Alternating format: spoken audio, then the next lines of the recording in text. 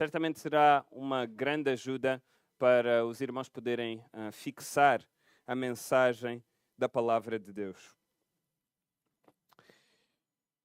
Vamos abrir em Gênesis capítulo 11.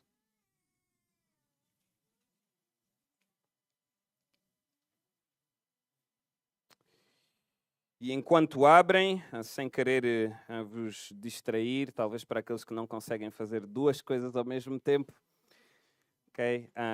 Certamente ouviram dizer, e foi anunciado ontem no WhatsApp, que esta é a minha última pregação. Para aqueles que talvez não saibam, estou num processo de transição para os Estados Unidos, onde eu irei estudar. O objetivo é estar ali durante 4 anos, no The Masters Seminary. Então, naquilo que tem sido um processo com bastantes precalços e provações da parte do Senhor, alguns de vocês têm tido conhecimento disso. A entrevista está marcada para dia 18 de julho, ok? Então, se Deus permitir que tudo seja aceite e o visto aceite, então ainda temos, não será o meu último domingo com vocês, ao contrário de alguns que me fizeram perguntas, mas pela graça de Deus teremos este e mais 2 domingos juntos, se assim Deus o permitir. Então iremos estar a atualizar-vos, eu estarei a atualizar-vos sobre a minha situação, tá bom? Mas para esclarecer isso mesmo, mas continuem a orar também por mim nestas próximas semanas, para que, bom, primeiro que tudo e acima de todas as coisas, a vontade do Senhor seja feita e eu e a igreja também, juntamente comigo, possamos estar contentes com a vontade do Senhor. Bom, Gênesis capítulo 11, vamos voltar ao livro de Gênesis, já estamos na reta final deste estudo longo, eu creio, agora não tenho presente quanto tempo, mas cerca de 2 anos, que os anciãos da igreja têm estado a expor, e o objetivo era expor de Gênesis 1 ao capítulo 12. Então já estamos no capítulo 11, já estamos bem na reta final. Eu sempre, na minha infância, e muitas vezes começo os sermões com uma ilustração da minha infância, eu sempre fui muito fascinado por tudo aquilo tudo aquilo que é engenharia. Tudo aquilo que os homens, tendo sido criados à imagem e semelhança de Deus, como traços do próprio Deus em nós, podemos criar coisas, podemos construir coisas. E eu, de forma particular, sempre fui muito fascinado por esse tipo de coisas, quer sejam transportes, aviões, carros, mas também edifícios, arranha-céus, que eu tive o privilégio de visitar, não muitos, porque Portugal não é abundante em arranha-céus, infelizmente, mas por acaso já tive o privilégio de visitar o edifício mais alto, que é um arranha-céus da América Latina, ok? Ali no grande país do Chile, ali em Santiago, de onde vem a Melissa. Eu tive o privilégio de ir lá e visitar o edifício mais alto da América Latina. Na verdade, deve ter sido o edifício mais alto que eu visitei. Então, com uma vista fabulosa sobre a cidade de Santiago. Este é um exemplo, mas obviamente todos nós conhecemos arranha-céus que são muito maiores do que este. Eu não me lembro quantos andares tem este ali em Santiago, mas na lista dos arranha-céus mais altos de todo o mundo, e na verdade o top 5, de forma curiosa, eu estava a olhar para o top 5, estão todos na Ásia, tá bem? Seja no Dubai, na Malásia ou na China. O primeiro deles é o Burj Khalifa, aquele edifício que tem uma forma de uma vela que até se parece com a nossa Torre Vasco da Gama. Aquele é o edifício mais alto do mundo, tem cerca de 800 metros de altitude, se não me falham os dados. Não é? São obras imensas que os homens têm o prazer e a criatividade para construir.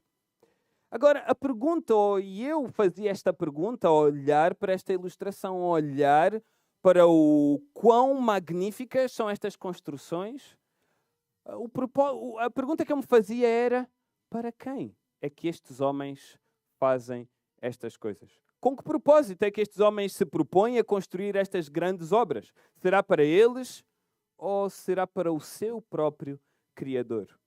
E esta é a pergunta que nós também iremos responder por meio do texto de Gênesis 11 esta manhã. Então eu queria pedir que se colocassem de pé e não iremos ler toda a passagem, mas iremos ler tão somente dos versículos 1 a 9, ainda que estaremos a abordar todo o capítulo esta manhã. Então diz assim a palavra de Deus em Gênesis 11, 1 a 9. Ora, em toda a terra havia apenas uma linguagem e uma só maneira de falar. Sucedeu que, partindo eles do Oriente, deram com uma planície na terra de Sinar e habitaram ali. E disseram uns aos outros: Vinde, façamos tijolos e queimemo-los bem. Os tijolos serviram-lhe de pedra e o betume de argamassa. Disseram: Vinde, edificamos para nós uma cidade e uma torre cujo tope ou cujo cimo chega até aos céus e tornemos célebre o nosso nome, para que não sejamos espalhados por toda a terra. Então desceu o Senhor para ver a cidade e a torre que os filhos dos homens edificavam. E o Senhor disse: Eis que o povo é um, e todos têm a mesma linguagem. Isto é apenas o começo. Agora não haverá restrição para tudo o que intentam fazer.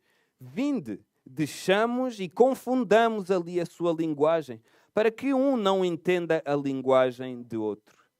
Desta forma, o Senhor os dispersou ali pela superfície da terra e cessaram de edificar a cidade. Chamou-se-lhe por isso o nome de Babel, porque ali confundiu o Senhor a linguagem de toda a terra e dali o Senhor os dispersou por toda a superfície dela. Podem sentar-se, amados irmãos? E hoje, nesta parte final desta exposição que temos feito em Gênesis, vamos olhar para um contraste presente aqui neste texto, que dá título a este sermão esta manhã. O orgulho e misericórdia. Orgulho e misericórdia é o título do sermão esta manhã. E é isto que nós vemos aqui bem presente nestes 9 versículos em Gênesis capítulo 11.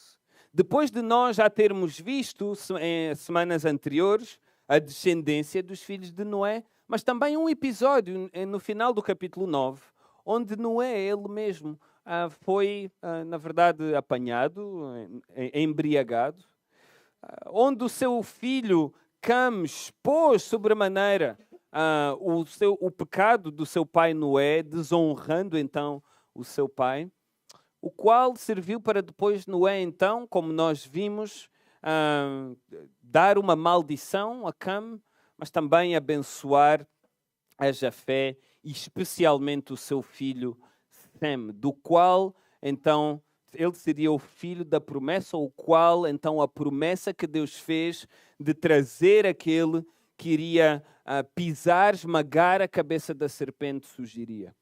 Então este é um pano de fundo sobre aquilo que nós vemos no capítulo 11. Até no capítulo 10 nós vemos até detalhes sobre como os homens se espalharam pela terra. Não é? Mas nós vemos também aqui no versículo 5 do capítulo 10 um detalhe interessante sobre a história então do povo, digamos assim, naquela altura. Estes repartiram entre si as ilhas das nações nas suas terras, cada qual segundo a sua língua, segundo as suas famílias em suas nações. Então, depois da maldição de Noé sobre Cam e a bênção sobre Jafé, especialmente Sem, aí as famílias foram distribuídas pela terra. E em Gênesis capítulo 11, Moisés, de forma propositada, separa um tempo, algumas linhas, alguns parágrafos, para nos dar mais detalhe, em profundidade, sobre aquilo que aconteceu quando então as famílias se espalharam pela terra. E isto vemos então presente aqui em Gênesis capítulo 11 e primeiro nos versículos 1 a 4, neste episódio que é muito conhecido e talvez até nas vossas Bíblias tenha aí como a Torre de Babel. Na verdade, todo este episódio fala de orgulho e misericórdia. Orgulho e misericórdia. E vamos ver e descobrir quem são, obviamente, os sujeitos do título deste sermão, Quem é o sujeito em relação ao orgulho e quem é o sujeito em relação à misericórdia? Então, primeiro que tudo, vamos ver nos versículos 1 a 4 o orgulho ousado do homem. O orgulho ousado do homem. Versículo 1, Moisés, no capítulo 11, ele dá-nos outro pano de fundo. E nós vemos, por meio deste versículo 1, onde é que se insere então estes 9 versículos principais.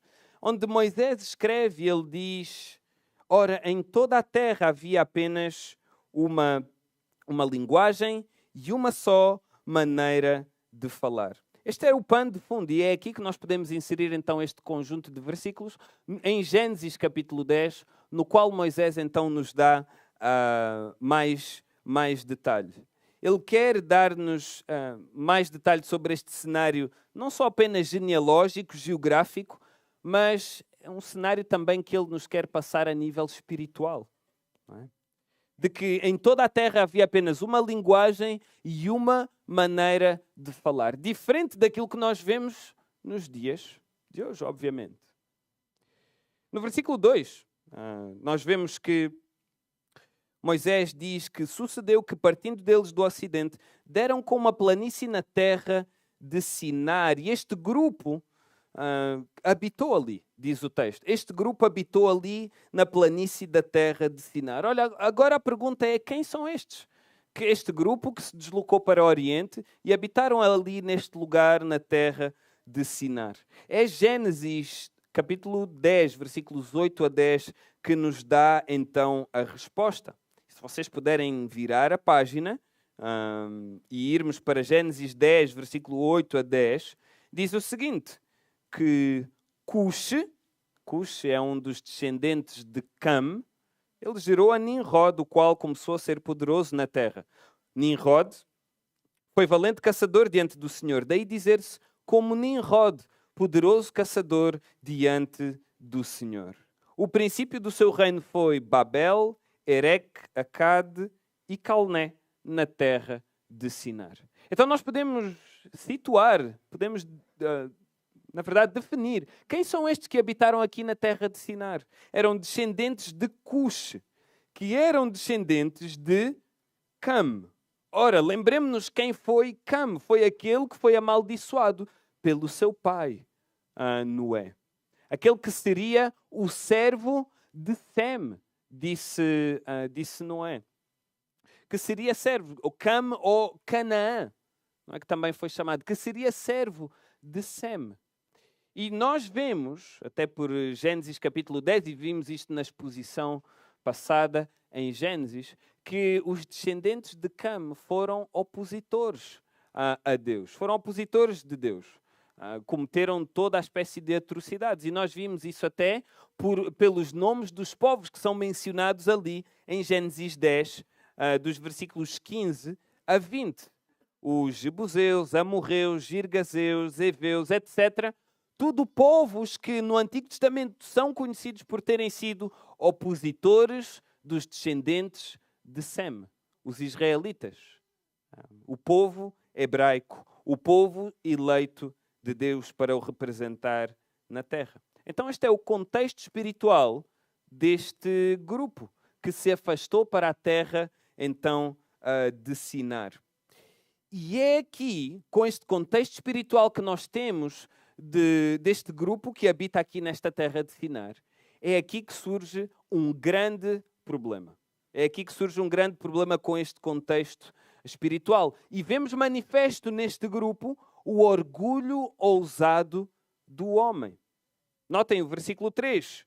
O que é que eles disseram uns aos outros? Este grupo que falavam uma linguagem igual aos outros povos, em outros lugares. Notem o que é que eles disseram.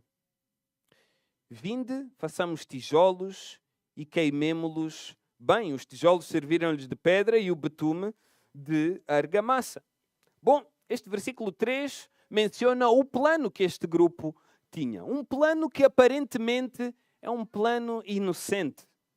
Fazer tijolos, serem produtivos com o seu trabalho e o seu tempo. Fazerem não só tijolos, mas fazerem também betume ou cimento. Este era um plano aparentemente inocente da parte deste grupo. Mas notem o que é que o versículo 4 diz e que dá luz sobre o coração deste grupo. Disseram também, no versículo 4, vinde, mais uma vez, edifiquemos para nós uma cidade e uma torre cujo topo chega até aos céus e tornemos célebre o nosso nome para que não sejamos espalhados por toda a terra. E aqui nós vemos no versículo 4 como é que este grupo revelou o seu coração orgulhoso, mesmo por meio de um plano que parecia aparentemente inocente. Notem aqui as manifestações do coração orgulhoso deste grupo. Primeiro, 4 coisas nós podemos ver reveladas aqui por este coração orgulhoso. Primeiro, a autossatisfação. A autossatisfação. Porquê? Porque nós vemos aqui que eles dizem, venham, edifiquemos para nós. Edifiquemos para nós. Como eu disse no início, a pergunta que ficou, para quem é que estes homens que constroem edifícios tão grandes fazem estas coisas? Fazem as suas obras de engenharia? É porque querem louvar ao Senhor? Notem o que é que este povo diz. Edifiquemos para nós, não para Deus, não para o glorificar. Não como até faziam no Antigo Testamento, em memória da bondade e da mão de Deus sobre eles. Faziam altares, construíam altares para glorificar ao Senhor. Não é aquilo que acontece aqui. Nós vemos o povo, este povo, a edificar para eles mesmos, para agradarem os seus próprios corações e os seus próprios desejos. Então vemos aqui a autossatisfação manifesta. A segunda, também, um coração orgulhoso. Aquilo que vai fazer um coração orgulhoso é distorcer a realidade sobre quem nós somos. Vai distorcer a realidade sobre quem nós somos. Notem o que é que o povo diz deles mesmos com esta edificação. Edifiquemos para nós uma cidade e uma torre cujo tope chegue até aos céus. Chegue até aos céus e tornemos célebre o nosso nome. Então este era o propósito desta edificação. Nós sabemos que é uma torre, aquela que é chamada, e as crianças crescem também a ouvir esta história, a Torre de Babel. Não é? Chamada Torre de Babel. Então eles queriam construir isto, e notem bem, eles queriam chegar até aos céus, primeiro que tudo. E aqui o chegar até aos céus não é só uma competição para ver quem consegue construir a torre mais alta. Não é simplesmente uma questão de medida. Não. Isto revela o coração destes homens que queriam chegar até aos céus porque eles criam que podiam ser como Deus. Criam que podiam ser como o Deus Altíssimo, a quem pertence os céus. Não só queriam chegar até aos céus e ser como Deus, mas queriam fazer célebre o seu próprio nome e não o nome de Deus. Então, o orgulho que faz nos nossos corações é distorcer a realidade de quem nós somos. Na verdade. Achamos-nos o Criador, achamos-nos todo-poderoso, achamos-nos digno de adoração, digno de receber a glória. É isso que o orgulho faz nas nossas vidas. É isso que nós vemos aqui manifesto. Queriam chegar até aos céus, queriam ser como Deus, queriam tornar célebre o seu próprio nome e não o nome do Deus Criador, o Deus Altíssimo. Notem o que é que diz o Salmo 123, 1. Podem tomar nota, não iremos abrir. Mas Salmo 123, 1 diz: os céus são os céus do Senhor, mas a terra deu a ele aos filhos dos homens. Salmo 115, 16 diz também: a ti, diz o salmista, que habitas nos céus, elevo os olhos. Faz também lembrar este povo que quer chegar até aos céus, quer tornar célebre o seu próprio nome, faz lembrar as palavras do profeta Isaías ao rei de Tiro, em Isaías 14, 13 a 14. E tu dizias no teu coração, diz o profeta, eu subirei ao céu, acima das estrelas de Deus, exaltarei o meu trono. E no monte da congregação me assentarei aos lados do norte. Subirei sobre as alturas das nuvens e serei semelhante ao Altíssimo. Disse aqui o rei de Tiro, o qual o profeta Isaías o confrontou. Aí, na verdade, não só apenas confrontou, mas emitiu uma palavra de juízo para com este reino. Este reino, que era altivo na pessoa do seu rei, iria ser destruído por causa do seu orgulho, por causa da sua soberba, porque se intitulava a ele mesmo como Deus. É isto que o orgulho também faz. Distorce a realidade sobre quem somos. Eu e tu, que estamos aqui esta manhã, não nos esqueçamos disto. Somos meras criaturas. Somos barro. Somos pó. Nenhum de nós pode dizer que deu autorização a Deus para ser gerado no interior do ventre das nossas mães. Não podemos acrescentar sequer um dia à duração dos nossos dias que já foram determinados pelo nosso Criador. E até esta semana fomos lembrados disso mesmo, por meio da morte deste jogador, Diogo Jota. Fomos lembrados do quão breve é a nossa vida, que não está no nosso próprio controlo. Façamos o que façamos, sejamos os mais saudáveis que formos, não é? Querendo aumentar a nossa esperança média de vida, nós somos pó. E voltaremos ao pó.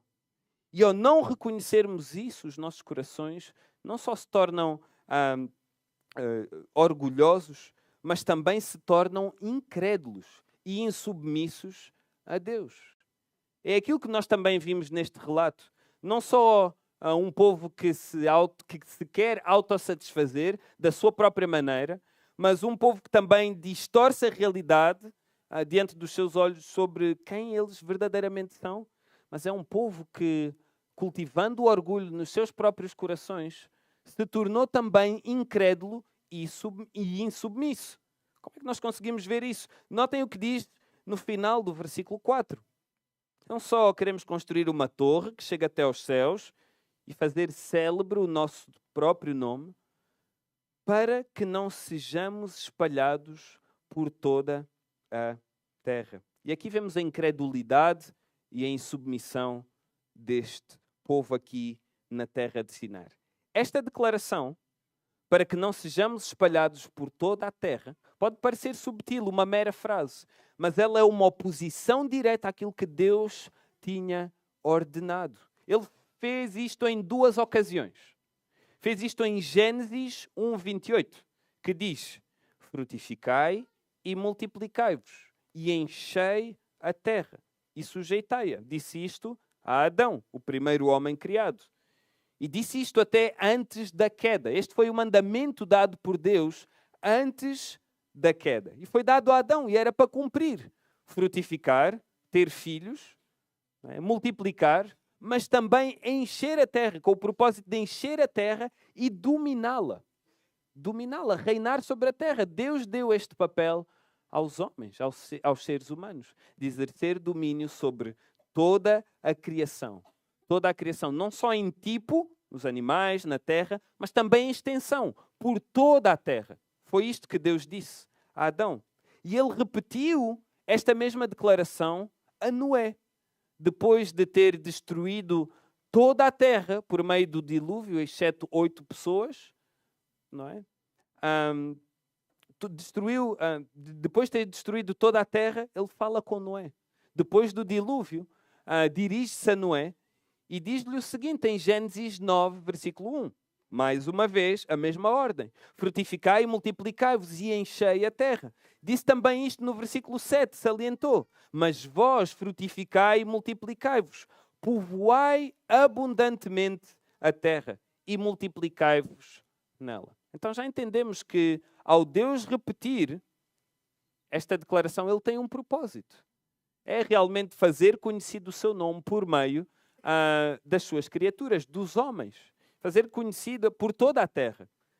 Não é? Mas vemos aqui que estes homens não quiseram obedecer. Eles decidiram anular a Deus nas suas mentes. Decidiram colocá-lo de lado. Decidiram, como diz o salmista, rejeitar a Deus. Dizer que ele não existe. Diz o insensato no seu coração, não há Deus. Foi isto que estes homens disseram.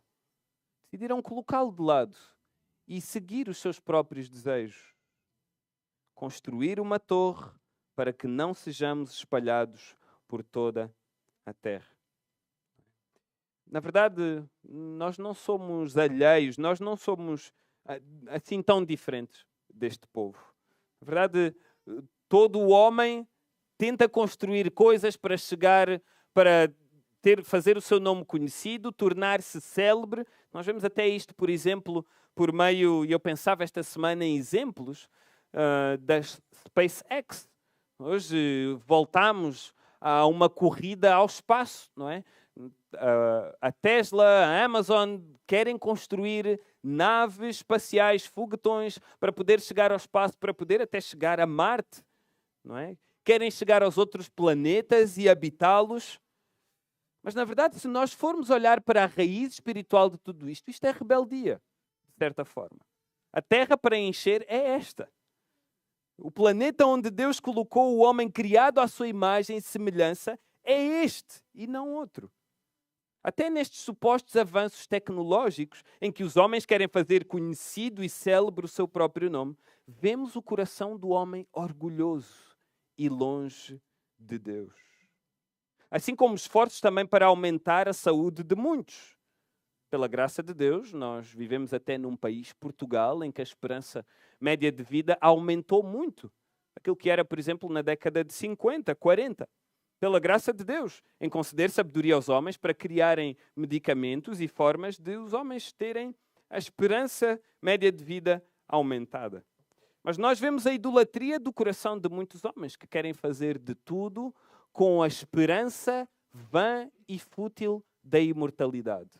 Vemos até testemunhos de homens que gastam rios de dinheiro. Eu vi um homem que gasta cerca de, eu creio que são 2 milhões de euros, de dólares, só para se manter saudável durante todo um ano. 2 milhões de dólares porque ele quer ser imortal. Ele quer ser imortal.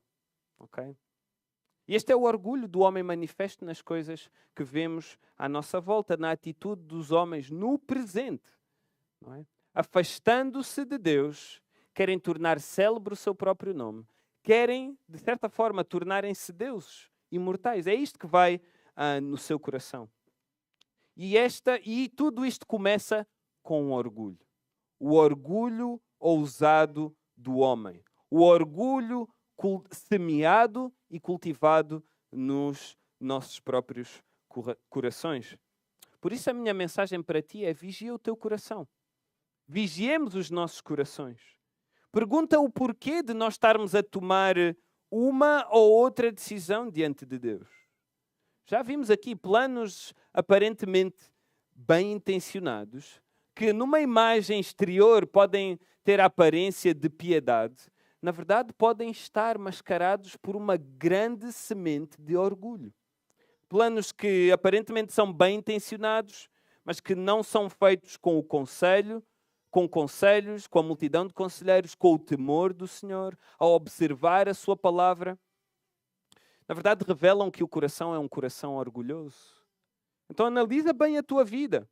Talvez tu tens o desejo de te casar, que é bom, e Deus criou o casamento para a sua glória, mas tu mantens-te rebelde no teu próprio coração e não queres obedecer à palavra de Deus quando diz com quem é que tu deves casar. Um homem ou a mulher que deves casar. Ou até começar com o namoro. Tu queres namorar, até se calhar queres casar, tu jovem, mas tu não queres obedecer a Deus. Não pensas sequer em ir à palavra de Deus e fazer a pergunta: o que é que Deus diz sobre o namoro? Com quem é que eu devo começar a namorar com o objetivo de casar? Ou até nas nossas finanças. Não é? Nós termos um empreendimento onde queremos investir dinheiro, não perguntamos o que é que Deus diz sobre a forma, se é legítimo ou não eu estar a fazer este ou outro tipo de investimentos. Ou até na busca de um novo trabalho. Num trabalho que nós aceitamos. Muitas vezes não perguntamos, não nos questionamos. Filhos de Deus não se perguntam: será que Deus quer realmente que eu aceite este trabalho? Não medem prós e contras, não pedem conselho. Talvez olham simplesmente para a questão monetária, financeira, com aquilo que podem ganhar para eles mesmos e não aquilo que podem continuar a dar para o reino de Deus? Então, em toda e qualquer decisão, vigia o teu coração. Para quem é que tu estás a fazer essas coisas? É para ti mesmo? É para tu tornar o teu nome célebre por orgulho? Ou é para Deus? Devemos observar o nosso coração. Deus aborrece os soberbos. Não nos esqueçamos disso. Deus abomina os soberbos. E foi a soberba, ela mesma, que fez cair a Satanás. Então não nos esqueçamos que para Deus os orgulhosos são tidos muito em sério. E a sua mão é pesada sobre aqueles que se orgulham. Porque é o orgulho que no íntimo faz com que nós pensemos que podemos ser como Deus. Esta semana li um artigo de Jonathan Edwards sobre o orgulho. Vocês podem pesquisar na internet. O nome do artigo é Orgulho Espiritual Oculto. E este artigo pequeno arrasou comigo em relação ao orgulho. É um artigo extenso, mas eu vou mencionar simplesmente algumas expressões que ele diz sobre aquilo que é o orgulho.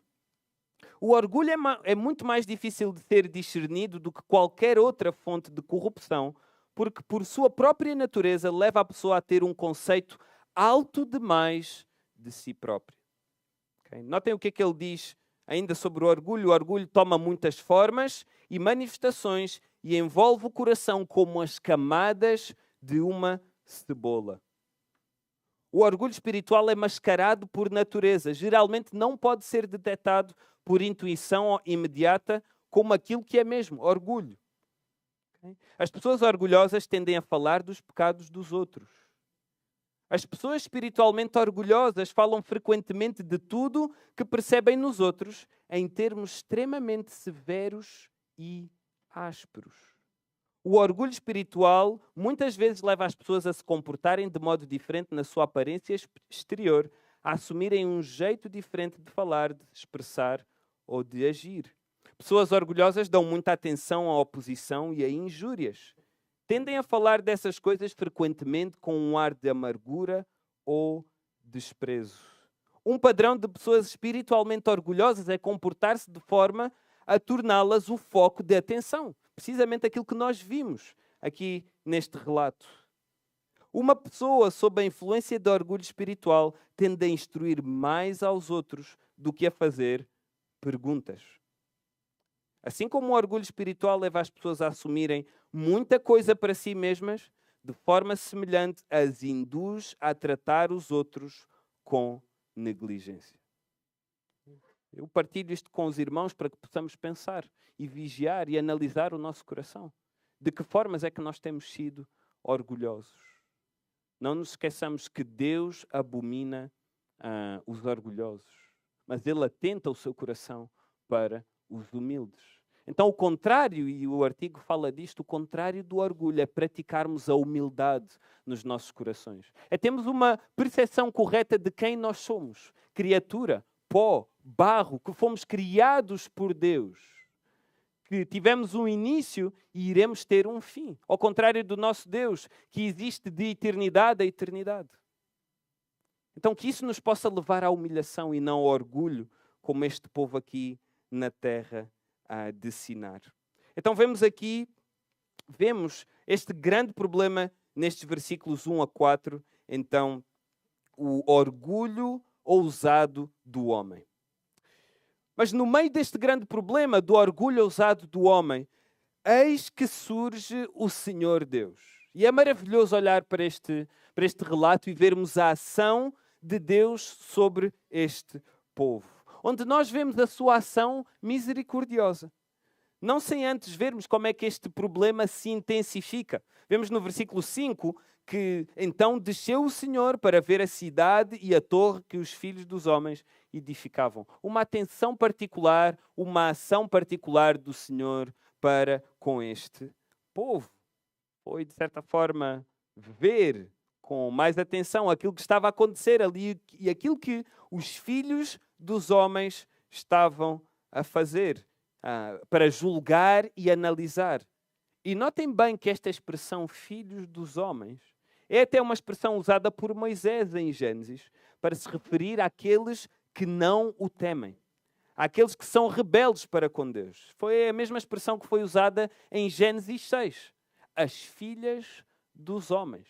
As filhas dos homens, os descendentes, eu creio, as descendentes de Caim, que se imiscuíram aí, tiveram relacionamentos com os filhos de Deus, não é? Da descendência de Sete. Mas vemos aqui que o relato e o contexto espiritual, igual em Gênesis 6 e aqui também em Gênesis 11, é um contexto de rebeldia, de impiedade, de grande pecado. Não é? E vemos aqui chamados os homens, os filhos dos homens.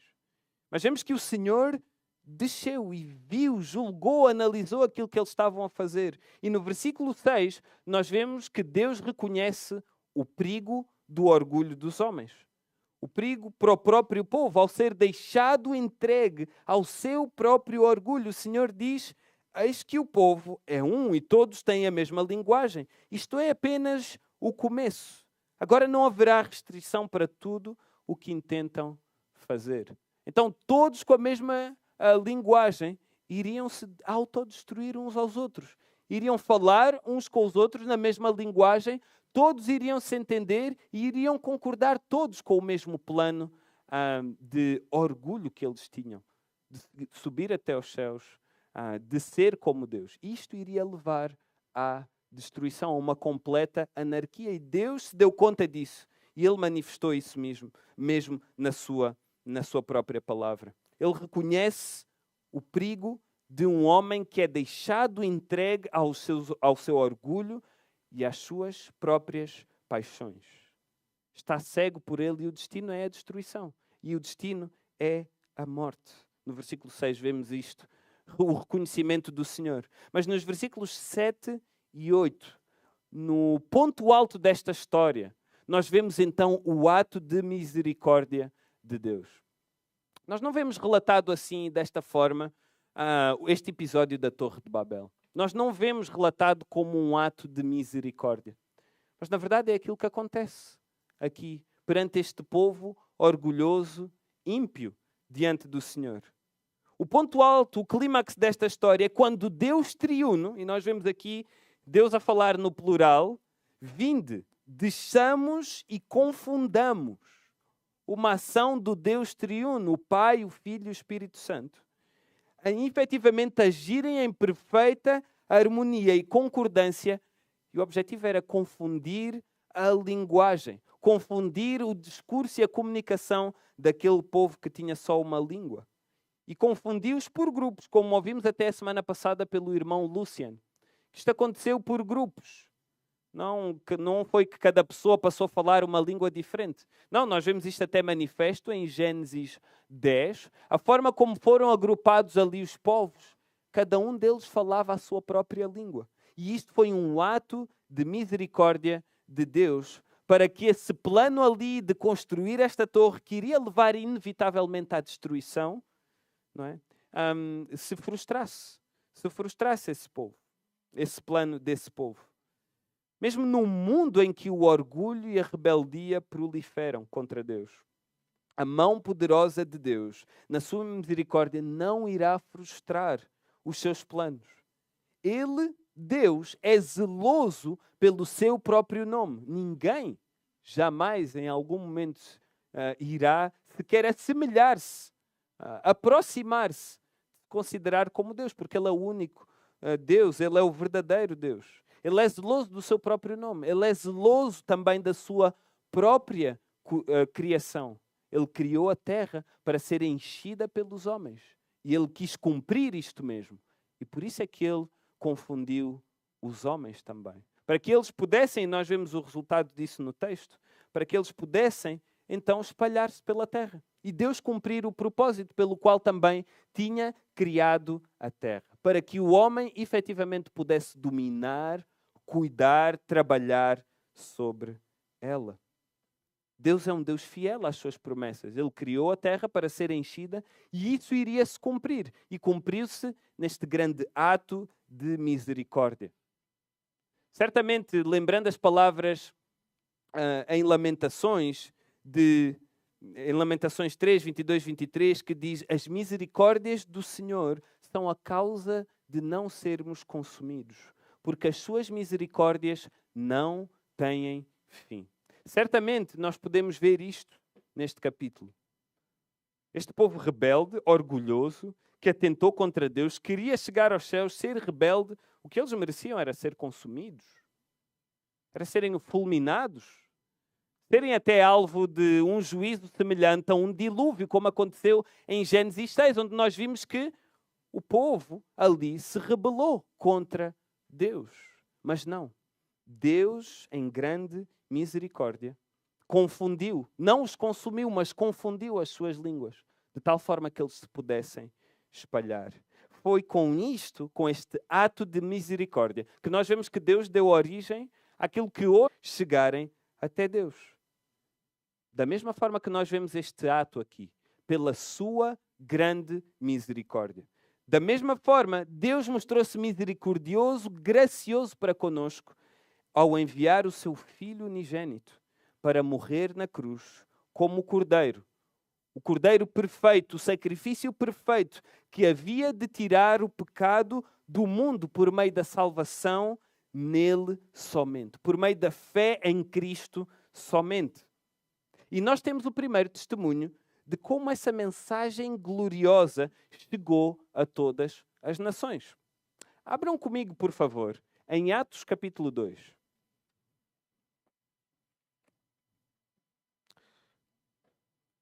Eu irei ler para vocês, num ritmo acelerado, porque o tempo urge. Atos capítulo 2, versículos 1 a 12. Vamos abrir dois textos no Novo Testamento em que nós podemos ver a misericórdia e a graça de Deus para com todas as nações. Atos capítulo 2, versículos 1 e 12. Acompanhem a história comigo. E diz assim a palavra de Deus.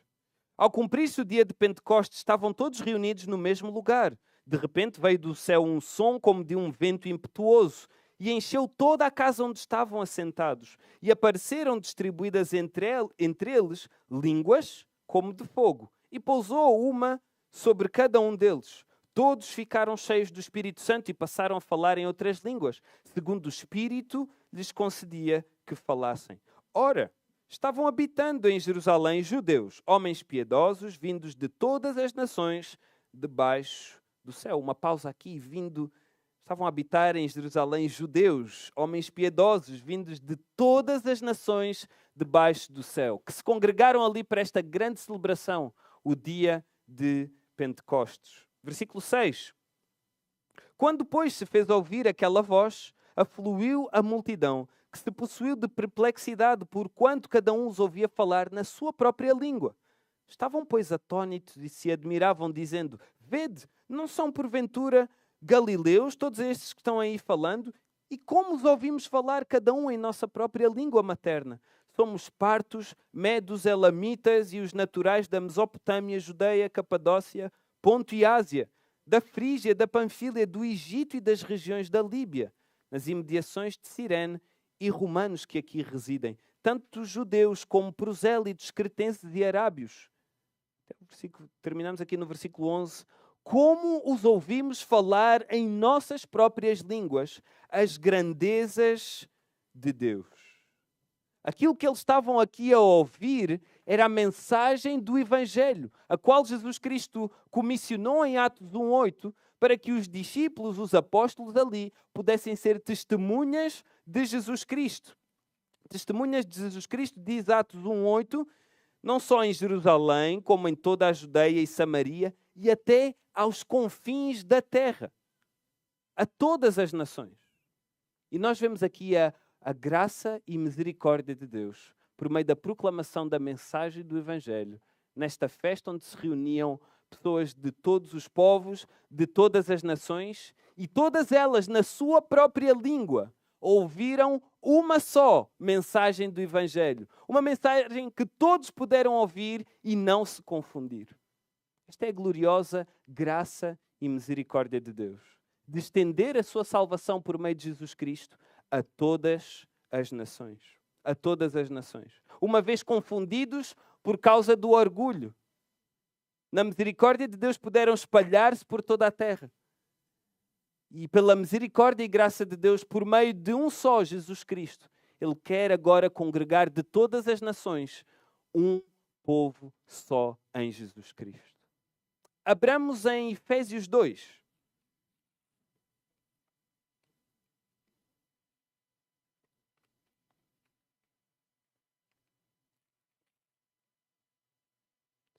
Vamos observar somente alguns versículos aqui neste capítulo para mostrar efetivamente a misericórdia de Deus que alcança todas as nações, todos os povos. E no versículo 1 de Efésios 2 nós vemos a nossa realidade. Vemos a realidade daquele povo ali na terra de Sinar, que mais tarde se chamou então Babel. Ele vos deu vida estando vós mortos nos vossos delitos e pecados. No nosso orgulho, não querermos saber de Deus como eles também não quiseram. Esta era a nossa condição, chamados filhos da desobediência. Ou seja, os filhos dos homens eram filhos da desobediência, marcados por não quererem ouvir e seguir os mandamentos de Deus. Mas notem o versículo 4. Mas Deus, sendo rico em misericórdia por causa do grande amor com que nos amou, estando nós mortos em nossos delitos, nos deu vida juntamente com Cristo. Pela graça sois salvos.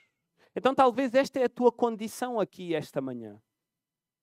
Não sei de que país és, onde tu nasceste, mas esta é uma condição que atinge a todos, sem importar o país, o lugar onde tu nasceste. Todos nós somos pecadores, mortos espiritualmente nos nossos delitos, nos nossos pecados, no nosso orgulho. Mas, na verdade, foi Deus que decidiu agir.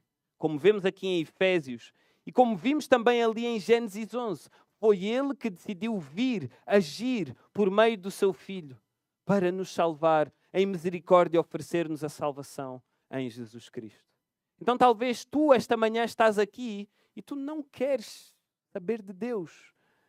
Talvez no teu exterior aparentas ser alguém que teme a Deus, que vem à igreja todos os domingos, mas que na verdade no seu coração quer vir simplesmente aqui picar o ponto. Enquanto eu estou aqui a falar, talvez a tua mente está a pensar naquilo que vais fazer depois do almoço. Porque tu, no teu coração, decidiste fechar-te quanto à palavra de Deus. Talvez este é o teu coração esta manhã. Orgulhoso, longe de Deus. Mas nota que há boas notícias para ti. Perante a condição espiritual em que tu estás, que origina a morte física e espiritual, Deus age em misericórdia, Ele agiu em misericórdia e oferece-te hoje a salvação por meio de Jesus Cristo.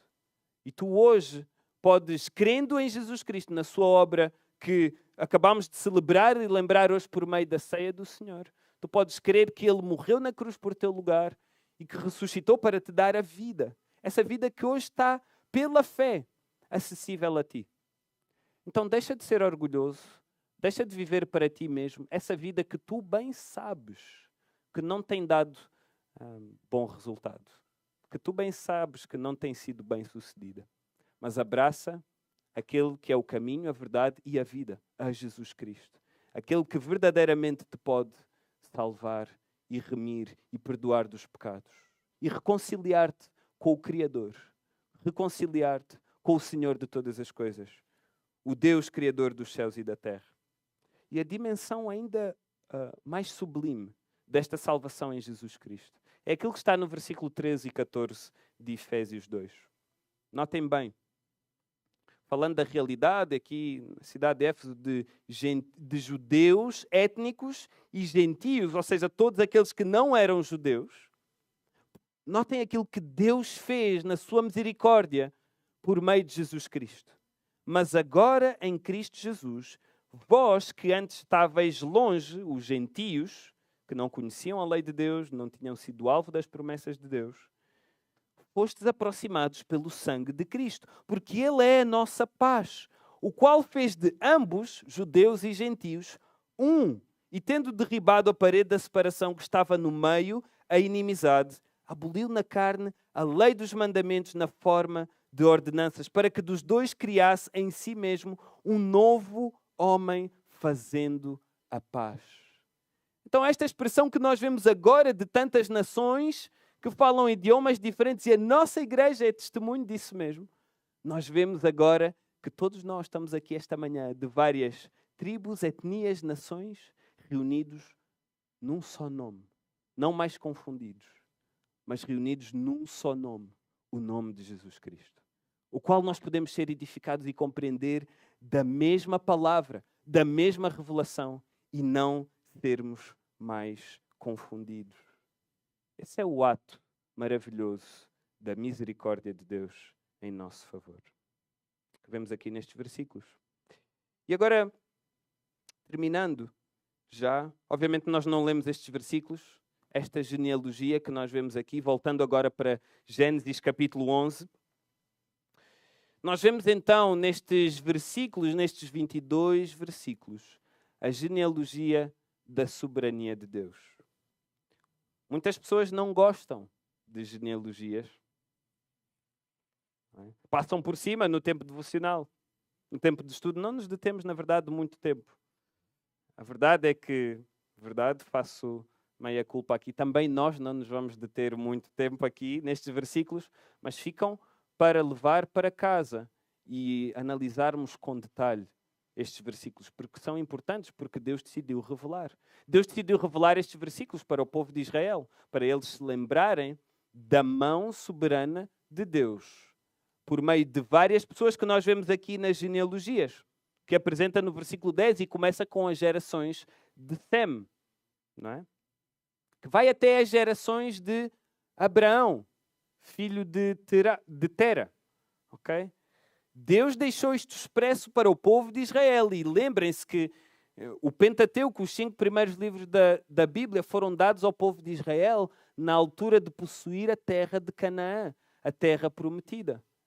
Então eles tinham que ter um testemunho das obras de Deus ao longo da história.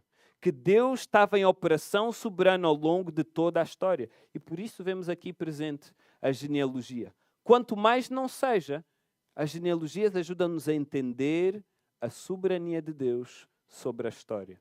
Como Ele, de acordo com a sua soberana vontade, usa homens para escrever a sua história de redenção.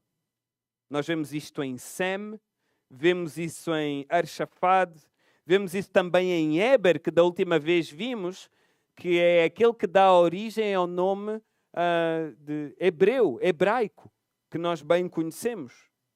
Por aí em diante, nós vemos até no versículo 26 como ele usou este homem, Tera, que aos 70 anos gerou Abrão. E relata as suas gerações, como ele até por meio de Abrão, e o seu filho também Arã, e Ló, o qual são usados nesta história da redenção que nós vemos em Gênesis, até por meio de Sarai, esposa de Abraão, que não tinha filhos, que era estéril, nós vemos a mão soberana de Deus até por meio desta genealogia, que nos mostra que Deus está em controle da história. E aquilo que ele tinha prometido em Gênesis 3,16, que iria esmagar a cabeça da serpente, por meio do descendente da mulher, que nós sabemos que é Jesus Cristo, as genealogias mostram-nos que ele efetivamente irá cumprir isso mesmo. Okay? Separando o filho da promessa, Sem, e os seus descendentes nesta manta, nesta história que vai então levar até a Jesus Cristo, o Redentor das nações. Este é o nosso Deus soberano. E nós vemos isto aqui nesta genealogia que culmina com Abraão, que vai então, ele e a sua família, vão até a Ur dos Caldeus e depois dali até Canaã. Este é o pano de fundo da redenção soberana de Deus. Eu queria terminar com algumas perguntas para nós refletirmos em jeito de aplicação. Depois de já termos visto o orgulho ousado do homem, depois de também já termos visto a ação misericordiosa de Deus, e também por meio desta genealogia, nós termos visto a forma soberana como Deus age na história, contribuindo para o seu plano redentor. Ao terminar, e tudo isto que nós vimos, eu queria te perguntar o seguinte: Será que estás a vigiar os desejos e motivações do teu coração? Será que estás a manter sob controlo tu que estás na presença de Deus? Será que estás a vigiar, a avaliar as motivações do teu próprio coração? Porque é que tomas X ou Y decisão? Vigia os desejos e motivações do teu coração. Não sejas achado com nenhuma raiz de orgulho no teu coração, pensando que aquilo que tu fazes, aquilo que tu és, é pelo teu próprio mérito e não pela graça de Deus em ti. Será que tu tens feito morrer o orgulho no teu coração? Será que tens feito morrer o orgulho no teu coração quando alguém te elogia? Esta é uma área em que até especialmente os pregadores são sujeitos a receber elogios. Pregadores, pastores têm que vigiar o seu próprio coração e fazer morrer o orgulho que Satanás irá tentar quando recebemos elogios, quando alguém nos felicita por causa do sermão, quando alguém valoriza o ministério que estamos a fazer, quando alguém diz que és uma boa mãe, quando alguém diz que és um cristão fiel, quando alguém diz que tu és um bom trabalhador. Qual é a tua reação no teu coração? É muito fácil deixarmos o orgulho fluir e crescer no nosso coração. Será que tu estás a fazer morrer o orgulho no teu coração e dar em tudo glória a Deus por quem tu és? Será que também estás a ser grato pela misericórdia de Deus na tua vida? Quantas vezes é que tu chegas diante de Deus e dás graças porque Deus não te consome? Ele é misericordioso. Não te dá aquilo que tu mereces, que é a morte, que é a destruição. Quantas vezes te prostras agradecendo a Deus por isso? Quantas vezes tens reconhecido que Deus é Ele que está no controle de todas as coisas? É Ele que está no controle da tua vida?